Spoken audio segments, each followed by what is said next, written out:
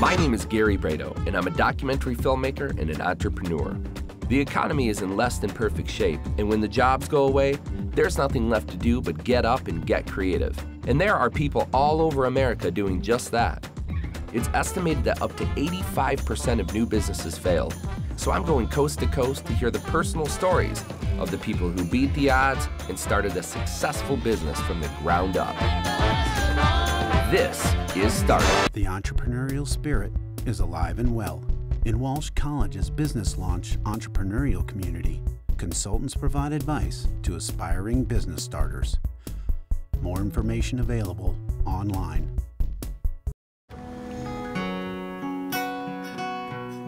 The Chevrolet Volt, an everyday electric car with gas for longer trips. The nature of things to come. Chevrolet, find new roads. American Express is proud to support startup and the millions of small businesses that put in the hard work to be open for business in neighborhoods across the country.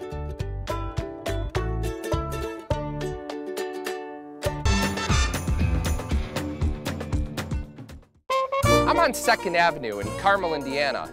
We're gonna go talk to Beverly, who created Happy Dog Hotel and Spa. Now, when Beverly quit her cushy medical supply sales job to start a dog hotel, I think her friends and family probably thought that she's the one that needed to be locked up in a kennel. But after learning a major lesson in business, Beverly is the owner of a premier pet facility in what Money Magazine is calling America's best place to live. Let's go hear her story.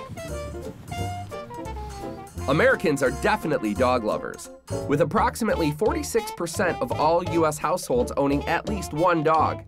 Additionally, pet owners are spending upwards of $4 billion annually on services like grooming and boarding.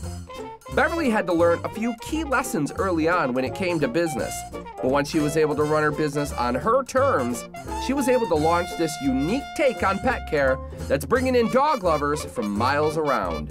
I would like to know about you as a person. I grew up in Indiana and I went to Indiana University. I transitioned into sales and marketing for about 15 years. My grandfather, who I love dearly, passed away, and he'd always been an entrepreneur. And I just started thinking, you know, this isn't forever. You have to do something that makes you happy. So I started researching ideas that I could do that would be a passion of mine. And I am absolutely dog crazy. I had to really assess what were the pros and what were the cons. What would be the worst thing that could happen if I quit my job and try to do a business? Explain how difficult that was from the time of quitting your job to actually owning a business that afforded you to live. When I first quit my job, I actually started a pet sitting business. I worked my tail off. In that time period of 3 years, I screamed through my savings. And then after that, I took the money out of my house. I took the equity out of my house and was really getting down to the bottom of the barrel. Right. You know, walking someone's dog, making $10. I think because I had a number of years of trying to find location and trying to find funding, I got a little desperate. And I think when you get desperate, you make bad decisions.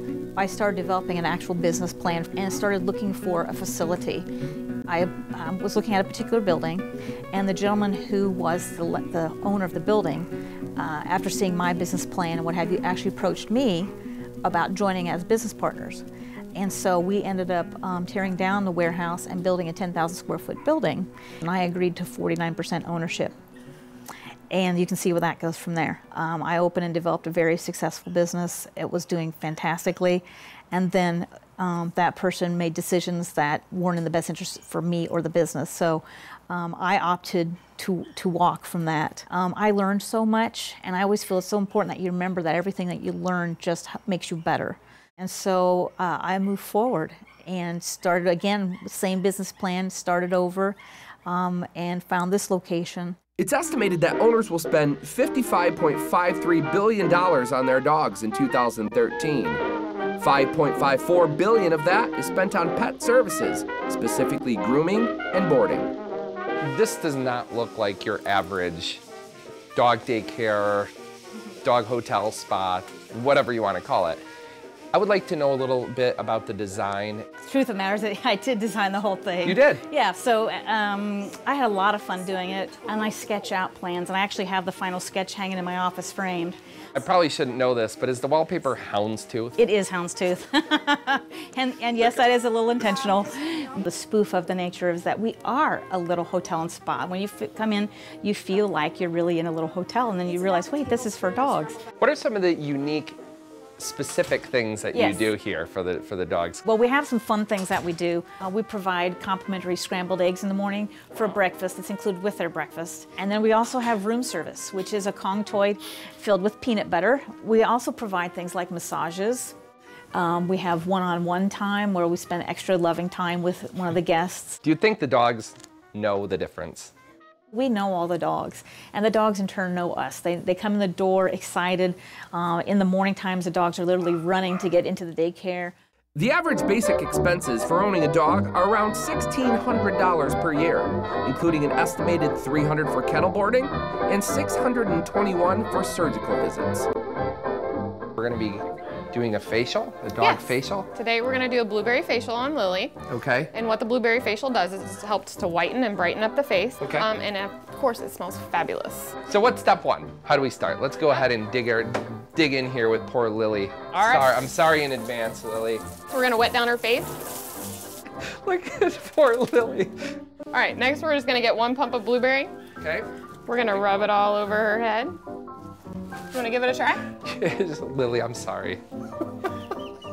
Oh God, guys, come on. Okay, so now Lily looks sufficiently blue. We'll let it sit for about 3 to 4 minutes, just to let it give it time to do its job, and then we'll rinse it off. And blueberry facial complete. So Lily, how do you feel having a facial? Okay, is it good?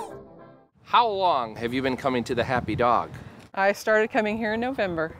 Yeah, I did some research around town and found that this was the best place for us, and brought her when I was going up to Chicago for business. This is like a spa. You walk in and it smells like I would stay here for myself. I want to hear about your website and social media and how some of these things have impacted your growth. We have a website. There's a reservation request page. So we funnel a lot of people into that page. We have about 1,000 people a month that are coming to our website.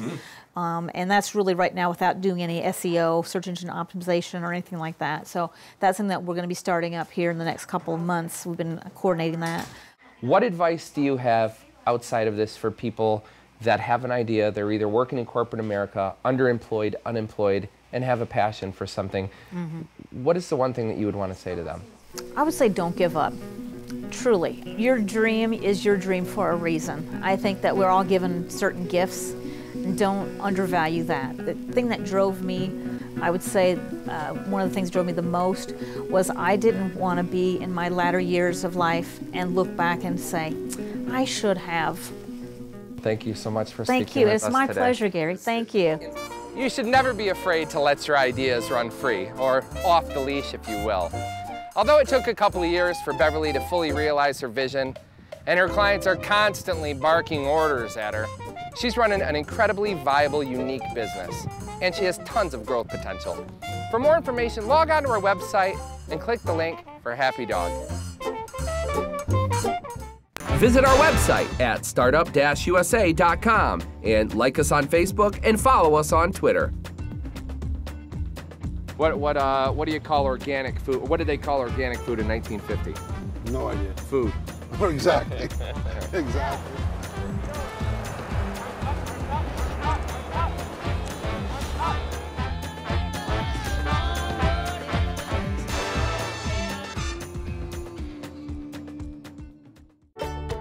American Express is proud to support startup and the millions of small businesses that put in the hard work to be open for business in neighborhoods across the country.